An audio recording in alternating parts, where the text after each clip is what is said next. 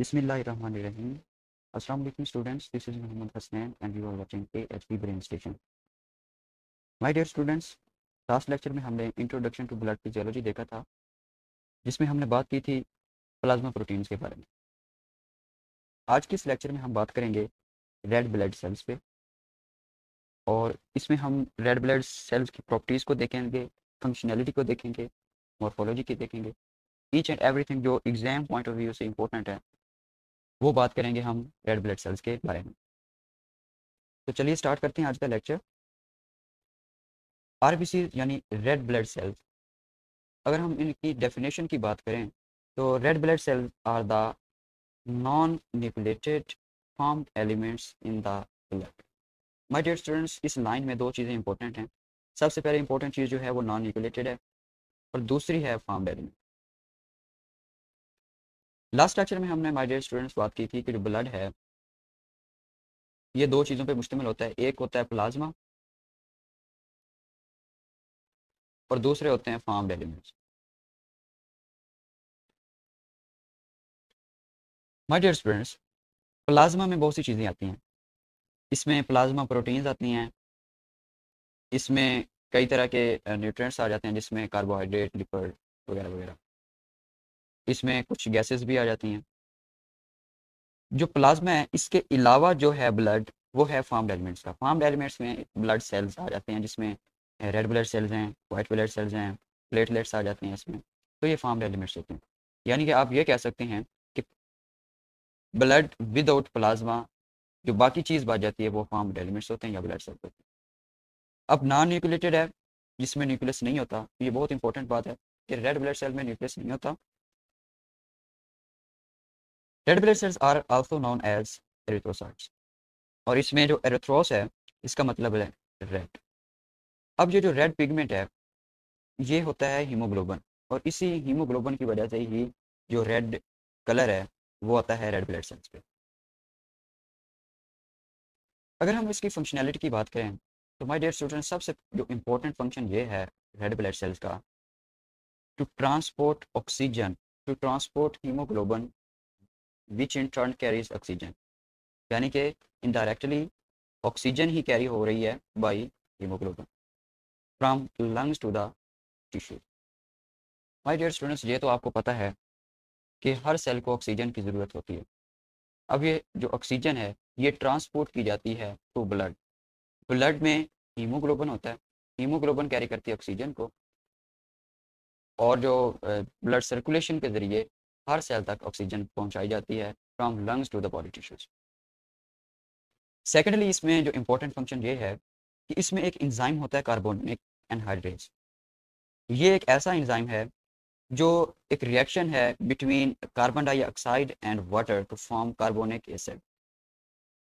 ये जो रिएक्शन है इसको कैटालाइज करता है कार्बोनिक एनहाइड्रेज, और ये जो एंजाइम है ये ब्लड में पाया जाता है।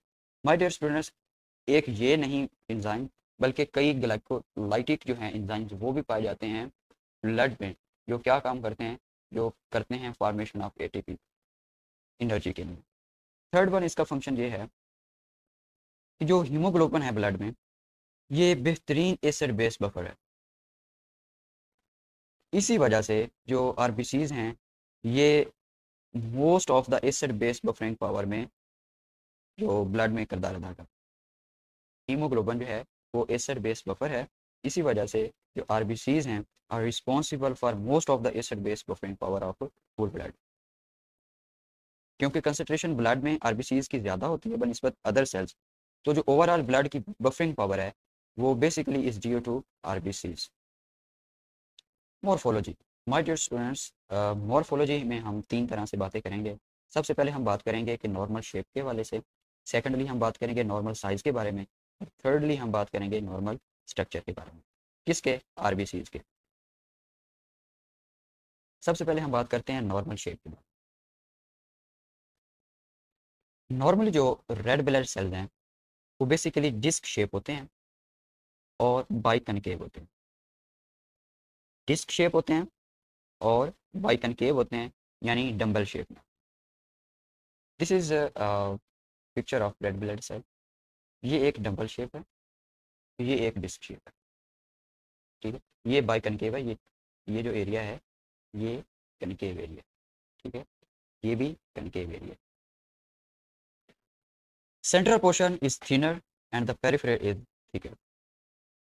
यू कैन सी, ये है सेंट्रल एरिया इसका और ये है इसका पेरिफेरल एरिया। यहाँ पे जो है इसकी थिकनेस ज़्यादा है as compared to the central portion, ठीक है। इस वजह से ये एक टम्बल शेप में है। The biconcave contour of RBCs has some mechanical and functional advantage. My dear students, जो इसकी बाइकनकेव शेप है आरबीसीज की, इसके बहुत कई फायदे होते हैं क्योंकि अल्लाह ताला ने हर चीज़ को परफेक्ट बनाया है। सबसे पहले बाइकनकेव शेप का जो है एडवांटेज या फ़ायदा वो ये है कि biconcave shape helps in equal and rapid diffusion of oxygen and other substances into the interior of the cell.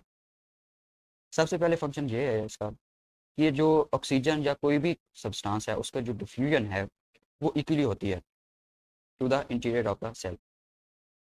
कोई भी चीज़ है उसकी डिफ्यूजन इक्वली होगी, ये फ़ायदा ये है इसका।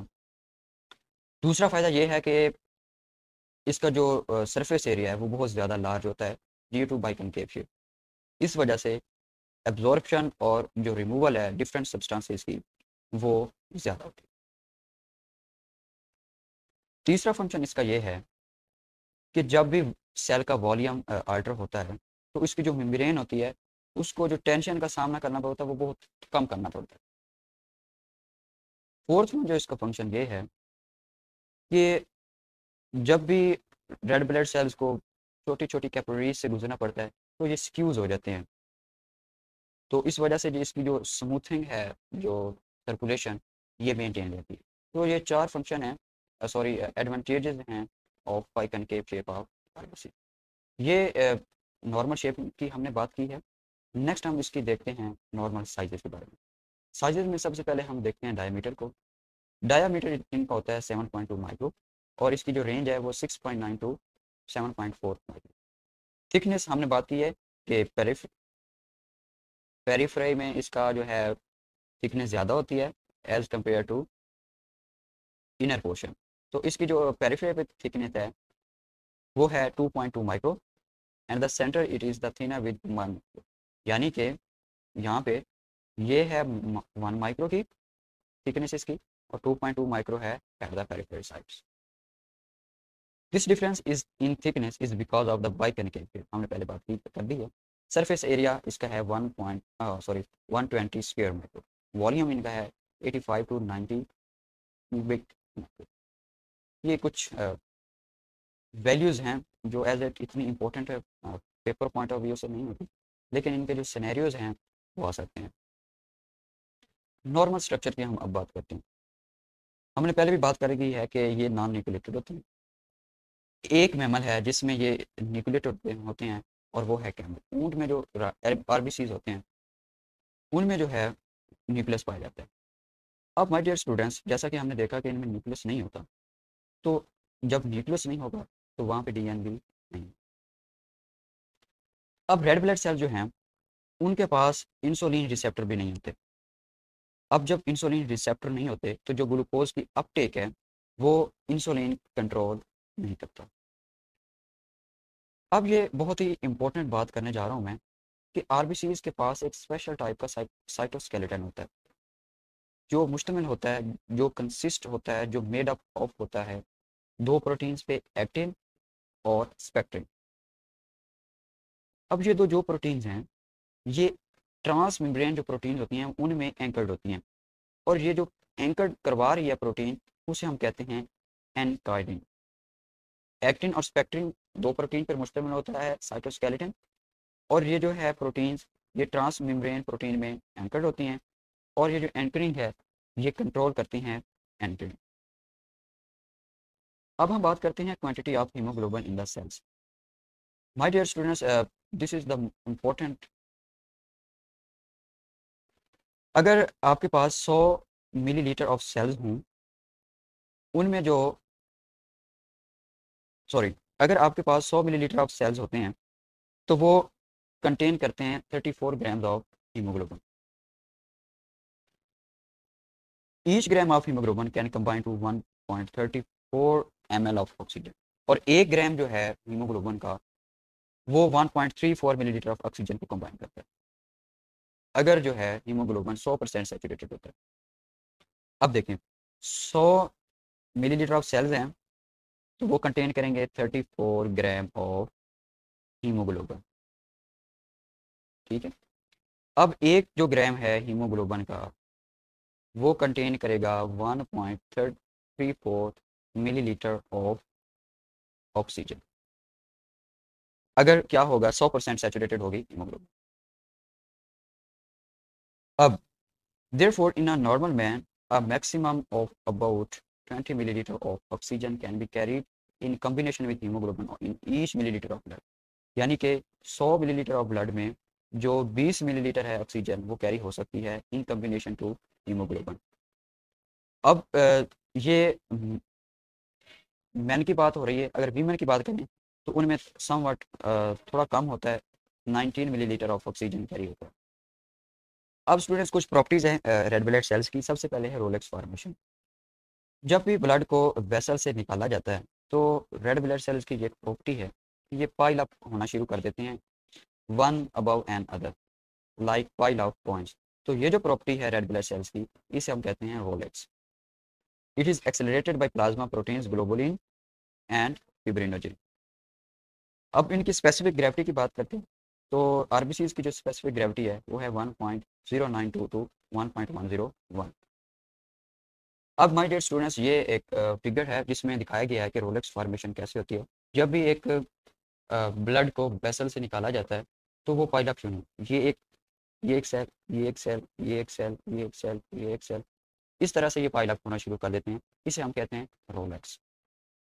नेक्स्ट है packed cell volume. Packed cell volume को आप हीमेटोक्रेटिक वैल्यू भी कह सकते हैं, हीमेटोक्रेटिक वैल्यू। अब माय डियर स्टूडेंट्स एक ब्लड में कितने परसेंट जो है आरबीसीज हैं उसे हम कहते हैं हीमेटोक्रेटिक वॉल्यूम। 45% है और ब्लड का, किसका, सेल का, और 55% है प्लाज्मा वॉल्यूम। सस्पेंशन जो स्टेबिलिटी है, during circulation the RBCs remain suspended uniformly in the blood. Sorry, एक बात मैं कहना भूल गया यहाँ पे, माय डियर स्टूडेंट्स 45% है haematocritic value of red blood cells. अब इसकी दो पॉसिबिलिटीज हैं, इसकी दो पॉसिबिलिटीज हैं, अगर ये ज़्यादा होगा, अगर ये कम होगा। अब माय डियर स्टूडेंट्स अगर ये ज़्यादा होगा अबव 45% तो वो जो सिचुएशन होगी वो होगी पॉलीसाइथेमिया की, ठीक है। अगर ये 45 से कम होगा तो वो सिचुएशन होगी एनीमिया की। अब हीमेटोक्रेटिक वैल्यू पे सिनेरियो आ जाते हैं जिसमें आपको थ्रू फ्लास्क सॉरी वाइल्स जो होती हैं ब्लड वाइल्स, उनके ज़रिए आपको एक ग्राफ की सूरत में जिस तरह मर्जी वो सिनेरियो बना के दे सकते हैं जिसमें शो ये करवाया गया होगा या तो हीमेटोक्रेटिक की वैल्यू ज़्यादा होगी या कम होगी। बेसिकली कहने का मकसद ये है या तो आरबीसीज की वैल्यू ज़्यादा होगी ब्लड में या कम होगी। सस्पेंशन स्टेबिलिटी ये है कि सर्कुलेशन में जो आरबीसीज होते हैं वो सस्पेंडेड यूनिफॉर्मली होते हैं। इस प्रॉपर्टी को हम कहते हैं suspension stability. This property of RBCs is called suspension stability. एक वेसल में जब भी आरबीसीज सर्कुलेट करते हैं तो वो सस्पेंडेड फॉर्म में होते हैं, यूनिफॉर्म सस्पेंडेड फॉर्म में होते हैं, इसको हम सस्पेंशन स्टेबिलिटी कहते हैं। Thank you so much for your attention my dear students. Next lecture में हम बात करेंगे जेनेसिस ऑफ ब्लड,